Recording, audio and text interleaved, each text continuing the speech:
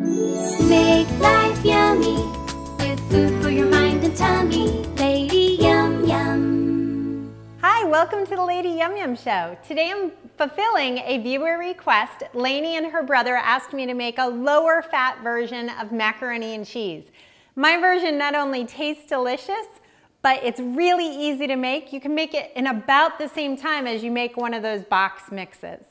So let's get started. We're going to use a ½ pound of pasta, and I like these little shells, but you can use elbow macaroni if you like, and a ½ pound is about 2 cups. We'll put that in boiling salted water, and we'll let that cook while we make our sauce. The first thing we need is a can of evaporated milk, and I'm using 2%. It has the right creamy texture that we need, and we'll turn that on a medium to high heat. We're actually going to bring that to a simmer before we add the rest of our ingredients. Now we'll add 3 seasonings. The first is dried mustard, then Worcestershire and Tabasco, and we'll add salt and pepper at the end. We need a 1/4 teaspoon of mustard. That's just a little bit. I'm not measuring, I'm eyeing it. There we go. A teaspoon of Worcestershire, so that's just a little bit. And just a splash of Tabasco. I drench mac and cheese with Tabasco, but I'll do that afterwards. And we're just going to whisk these together. And we're just going to watch for this to come to a simmer. It's almost there. There we go, it's actually at a simmer. Now we'll add the rest of our milk. I have a ½ cup of skim or non-fat milk, and I'm going to add to it 2 teaspoons of cornstarch. Now typically when we make mac and cheese, we start with a bechamel or a white sauce, but I find this is a little easier, and Lainey and her brother are new chefs. They're younger people, so I wanted to do a little easier recipe, and I think this one's a little easier. So I've whisked the cornstarch into the milk and add this all to our evaporated milk and bring this to a boil. Now the reason we brought the evaporated milk to a simmer before is because once you add the cornstarch and milk mixture to this, you have to continually whisk it. You can't stop whisking or it'll kind of settle on the bottom and get all yucky. So we're going to keep whisking until this new mixture starts to thicken. It'll take about 2 minutes. I already feel it starting. Lainey and her brother make lunch every single day, and so I wanted to pick a recipe that tasted great, was pretty healthy, and wasn't real difficult to make at lunchtime, you know, on a school day or whatever else you have going on.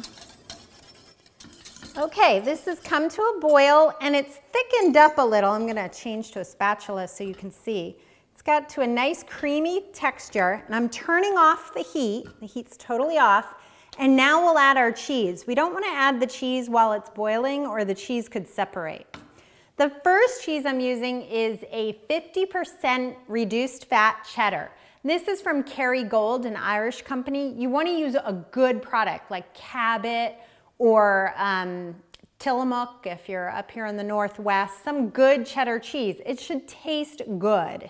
And you want a nice sharp cheddar as well, because that's adding all the flavor to this dish. So we'll add that.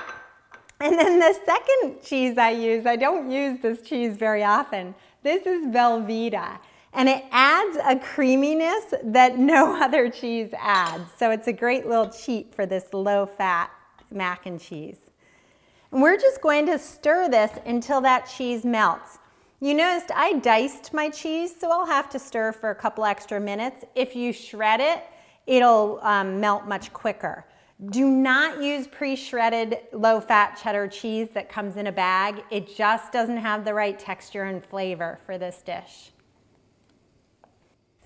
Okay, I just drained my noodles. They're delicious looking. And my sauce is nice and smooth. All the cheese has melted. So I'm just going to dump it. There we go. And we'll give this a good stir to mix it up with the noodles. And then we'll actually leave this about 5 minutes just to firm up and become even a little bit thicker. Now, some people like to bake their mac and cheese. You could do that, but I think it tastes so good like this that I just don't have the patience to bake it. It's been about 5 minutes and it looks great. I did want to mention one more thing for Lainey. I know you're a vegetarian. Make sure when you get Worcestershire sauce that you get one that's marked vegetarian or vegan, because most Worcestershire isn't. So keep that in mind. Okay, this looks so good. And as always, I'm hungry. I'm just gonna spoon some in here. This makes a good, for lunch, it probably makes 8 or 10 servings. For dinner, maybe 6. It's a lot of mac and cheese. You might want to taste this before you serve it and just adjust the salt and add pepper if you like it. I already sampled it and I know it doesn't need more. It's so good. It's so creamy, delicious, and much lower fat than the kind you can buy in the store or even the normal ones we make at home. Give it a try. Hope you enjoy it, and I'll see you next time.